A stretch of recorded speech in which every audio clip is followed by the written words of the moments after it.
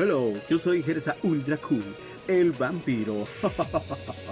Muy bien, pues ya cotorreamos acerca de las convenciones.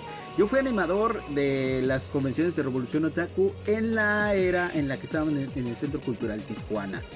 Y bueno, pues ya les platicamos, ya hicimos una dinámica acerca de las series de anime, el karaoke, ya les platiqué un poquito del dibujo, los invitados, el concurso de doblaje y cuáles son las bases para que hagas doblaje, que te van a servir, esos tips te van a servir para que vayas poco a poco preparándote. Y además, vámonos con lo último, lo que era la cereza del pastel de las convenciones de anime por allá en los 2000. Ya te dije cómo a veces los invitados se atrasaban. Cuando el invitado se atrasaba, pues se recorría el programa. Pero hubo antes del concurso de cosplay, invitábamos a que subieran todos, poníamos música y vamos a hacer una pasarela. Y todos subían, hacían una fila y todos subían a presentar sus cosplay. Aunque no participaran en el concurso, los cosplayers llegaban en ocasiones desde muy temprano, con medio disfraz, con medio cosplay. Y se anotaban en una libreta en el área de sonido, a un lado del escenario. Ahí llegaban, ahí se anotaban. ¿Y a qué horas va a ser? No, pues a las 5. Que el invitado se atrasó, bueno, a las 5:30. Bueno, pues a las 6. Después de ahí ya no programábamos nada, porque no sabíamos cuántos cosplayers iba a haber. Podían ser 5, podían ser 10, podían ser 15, podían ser 20, no sabíamos. Y cada uno se le daba su tiempo en el escenario. Los cosplayers llegaban medio producidos y cuando llegaban y se anotaban primero, pues iban al baño y ahí se terminaban de arreglar, de poner pelucas, maquillaje, ponerse accesorios, guardar sus cosas y ahora sí salían a la convención a caminar, a tomarse fotos, a ver qué había en los puestos, qué podían comprar, esperar a sus amigos y poco a poco se hacían las bolitas, los grupos y ahí los veías en grupitos de cosplayers y la gente que llegaba, que no sabía que iba a haber evento y que llegaba y los veía se sorprendía mucho. Sí los reconocía algunos, se tomaban fotos y era muy padre. En los primeros eventos, los primeros eventos que hubo, que cuando era 1 o 2 al año, se retacaba mucho y era muy difícil tomar fotos o pedir la foto. Pero conforme fue pasando el tiempo y las convenciones fueron haciéndose cada vez un poquito más continuas, pues ya había oportunidad de tomar foto y así. Hubo una ocasión en la que queríamos poner un área para que ahí el cosplayer se tomara su foto y la gente que pasaba se tomara fotos con él. También lo que nos dimos cuenta con ellos fue que poco a poco iban haciéndose cada vez más profesionales. Al principio era como de juego, como de cotorreo, y los primeros cosplayers de estas convenciones se metían en el personaje, eran el personaje, hablaban, actuaban, se movían y vivían al personaje. Una vez que salían de su casa, todavía eran ellos. Se subían al transporte y eran ellos.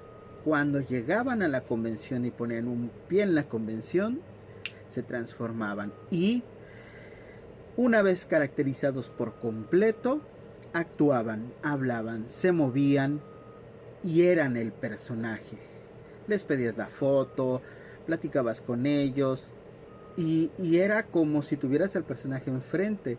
Sí, les preguntabas cómo estás, cómo ves no, está muy bien, está muy padre, pero te lo decían en el tono o en la manera en la que el personaje lo haría.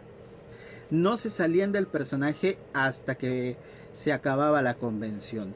A algunos les gustaba mucho ir por eso, porque era su oportunidad para poder ser su personaje favorito.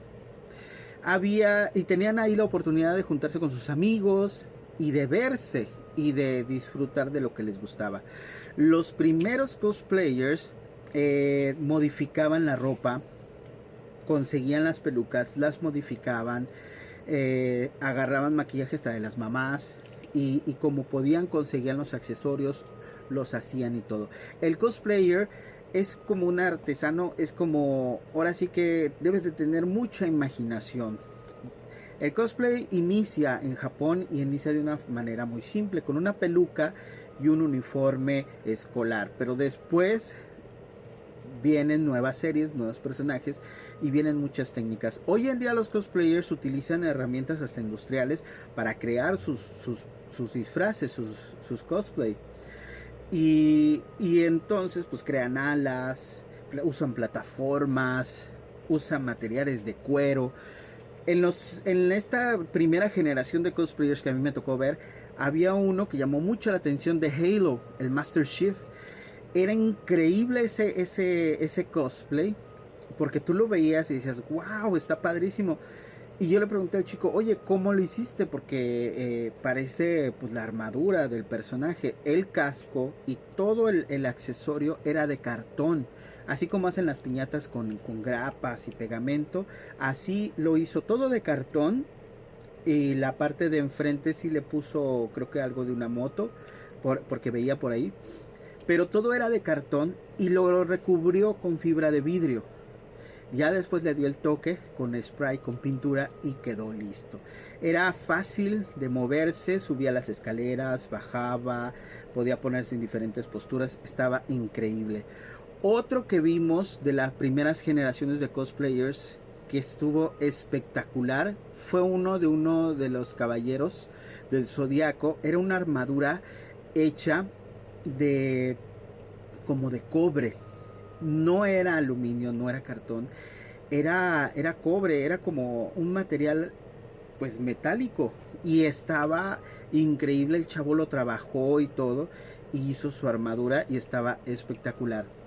En estas nuevas generaciones utilizan pues otras técnicas, están más preparados, ya tienen mucha información para crear sus cosplay. Uno de los cosplay del que muchos se acuerdan de la primera generación. ¿Qué hacen los cosplayers? Bueno, el cosplayer representa o se caracteriza de su personaje favorito, llega al escenario y cuando ya le toca subir ponemos la pista.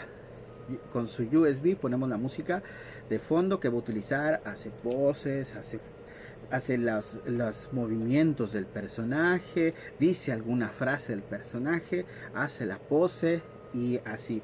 Esa es la segunda o tercera generación.